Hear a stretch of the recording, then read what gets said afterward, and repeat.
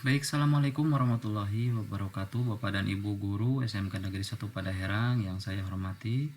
Selamat pagi dan semoga Bapak dan Ibu Guru tetap dalam keadaan sehat walafiat. Amin, amin ya Allah ya Rabbal Alamin.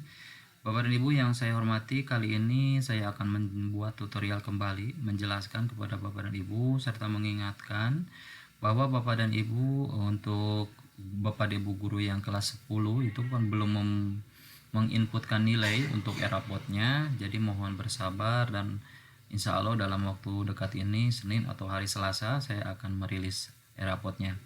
Tapi sebelumnya Bapak dan Ibu ya yang ingin menginputkan rapot kelas 10 itu tentunya kita harus membuat persiapan Bapak Ibu ya.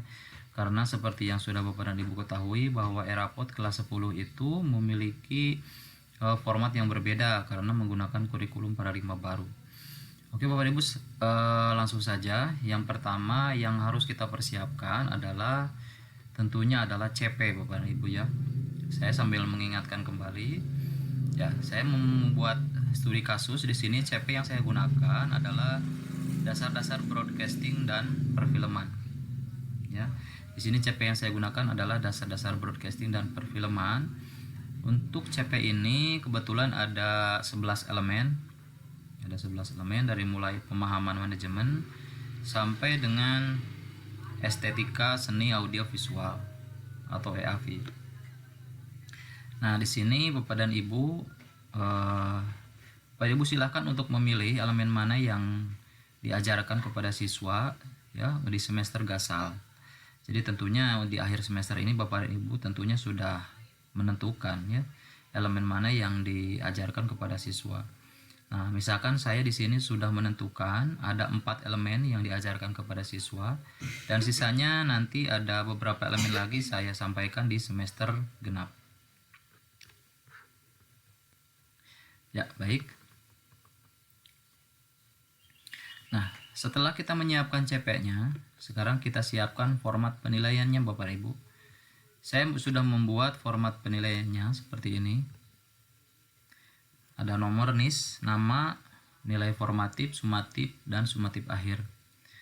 Untuk kolom-kolom yang kosong ini nanti diisinya dengan ringkasan dari CP-nya Bapak Ibu ya, dari elemennya ya.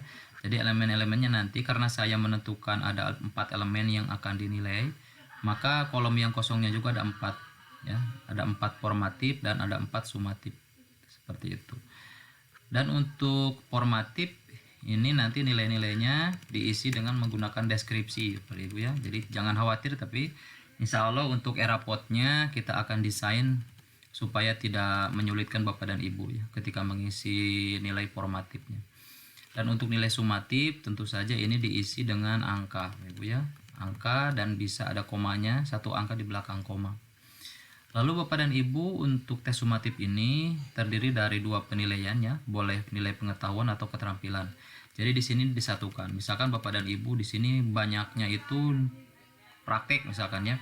Boleh silakan di sini 80, misalkan 80, 80, 80. Tapi misalkan untuk yang elemen yang 3 dan 4 ini diisinya nilai pengetahuan ya dengan ulangan harian misalkan atau lain sebagainya. Silakan Bapak dan Ibu buat di sini.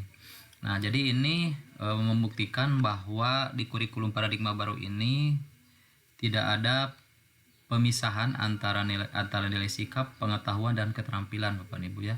Jadi semua nilainya itu menyatu dalam satu buah CP atau dalam satu buah elemen Bapak Ibu ya.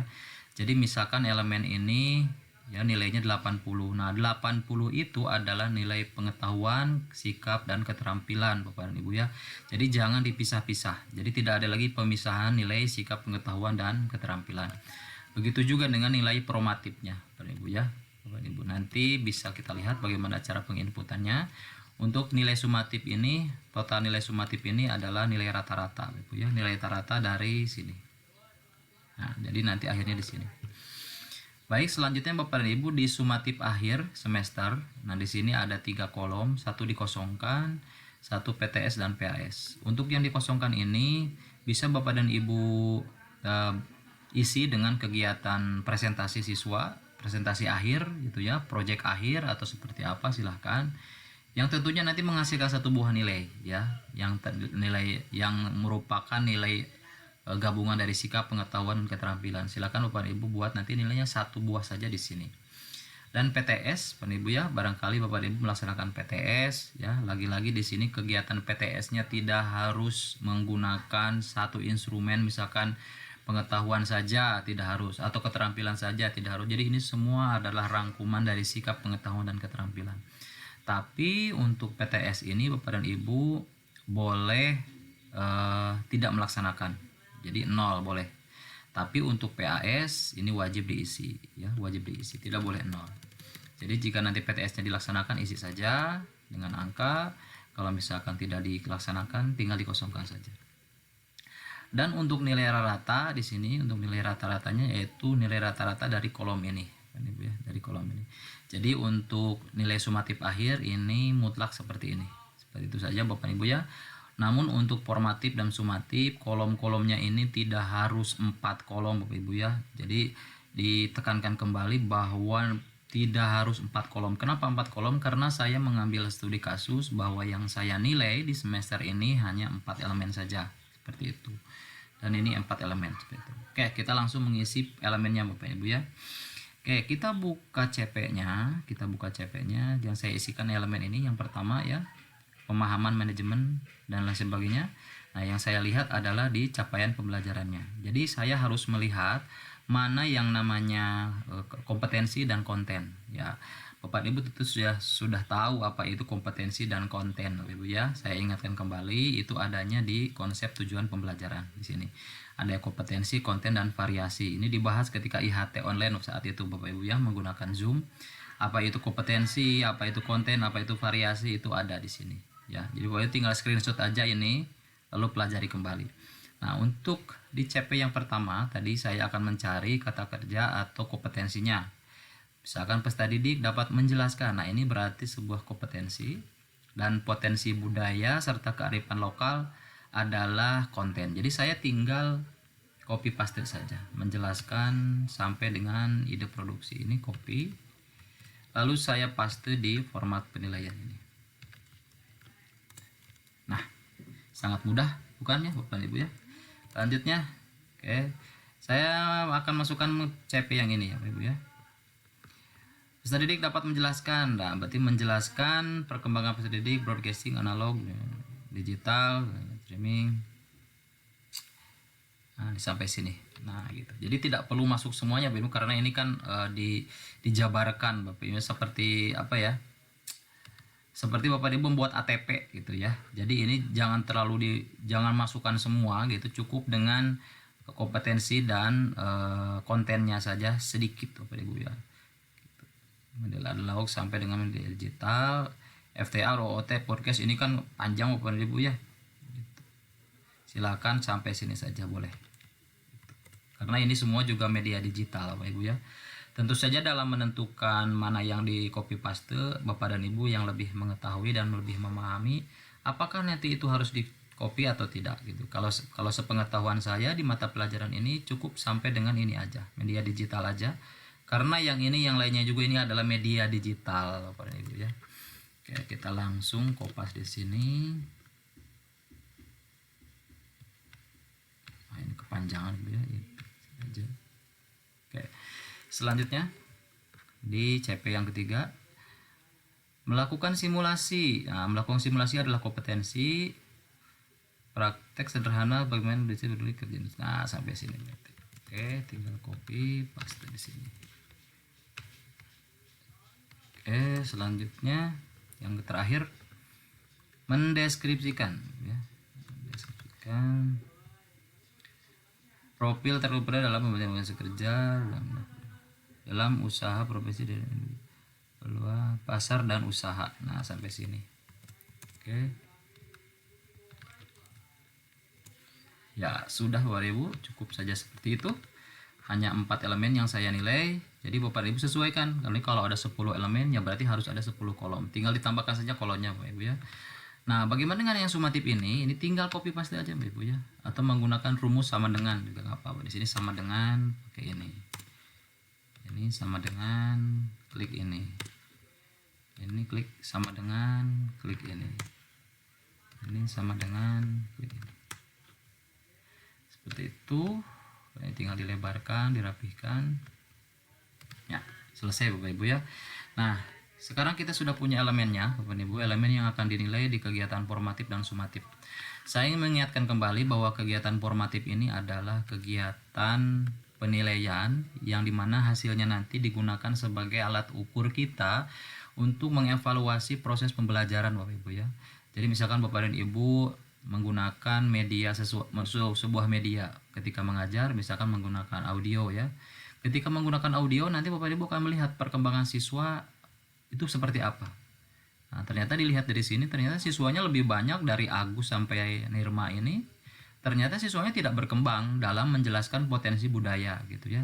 Nah, dengan melihat penilaiannya Bapak Ibu bisa mengevaluasi apakah yang Bapak Ibu gunakan ketika belajar itu medianya ada yang salah, atau misalkan cara penyampaiannya yang kurang menarik atau seperti apa. Nah, jadi formatif itu kegiatan penilaian yang dimanfaatkan untuk seperti itu Bapak Ibu ya, untuk evaluasi dan untuk feedback gitu.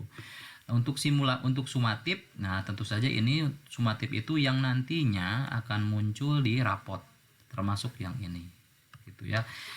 Jadi sumatif atau formatif nanti akan muncul di rapot, hanya saja bedanya kalau untuk formatif berbentuk deskripsi, kalau sumatif berbentuk angka, seperti itu ya. Oke, kita akan mulai Ibu ya. Bagaimana cara mengisi yang Agus ini ya. Misalkan di formatif, di elemen menjelaskan potensi budaya serta kearifan lokal sebagai ide produksi. Nah, jadi di sini Bapak dan Ibu untuk penilaian di anak itu ada 3 level Ibu ya. Yang pertama adalah mahir ya, mulai mahir dan belum mahir. Nah, jadi Bapak dan Ibu tinggal menambahkan kata kerja ini saja, kata sifat ya, bukan kata kerja. Jadi mahir, belum mahir, atau mulai mahir gitu ya. Jadi gampang saja Bapak dan Ibu, misalkan si Agus ini ya, ketika belajar ketika Bapak dan Ibu menjelaskan tentang potensi budaya kerja ini, ternyata dia sudah mahir. Jadi tinggal ditambahkan saja, ini copy paste. Tinggal tambah di sini mahir. Nah, seperti ini Ibu ya. Jadi nantinya mahir menjelaskan potensi budaya kerja, seperti itu. Sama juga untuk yang lainnya Ibu ya. Untuk elemen-elemen selanjutnya. Oke, kita coba untuk elemen selanjutnya. Misalkan yang ini copy paste. Nah, di sini misalkan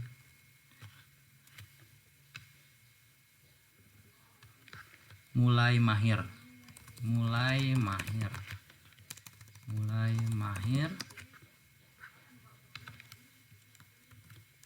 Copy paste. Mulai mahir menjelaskan perkembangan profesi, lain sebagainya. Dan ini kalau misalkan sudah mahir, jadi tinggal mahir.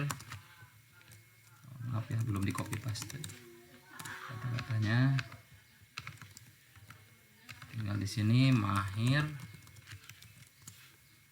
Di sini misalkan belum mahir.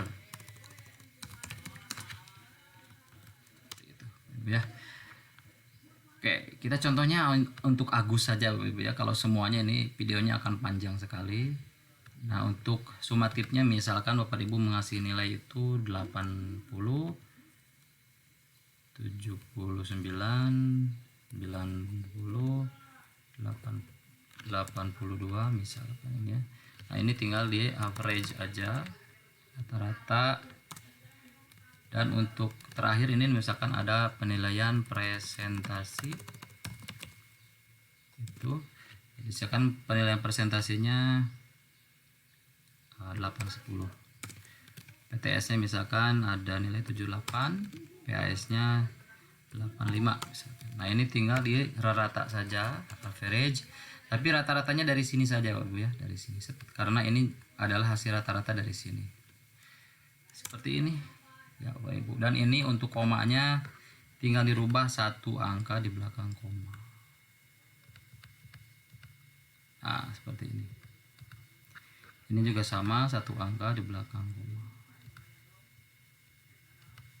Nah, seperti ini ya. Selesai Bapak Ibu ya. Jadi untuk pemberian nilai kita rapihkan dulu. Kita rapihkan supaya enak dilihat.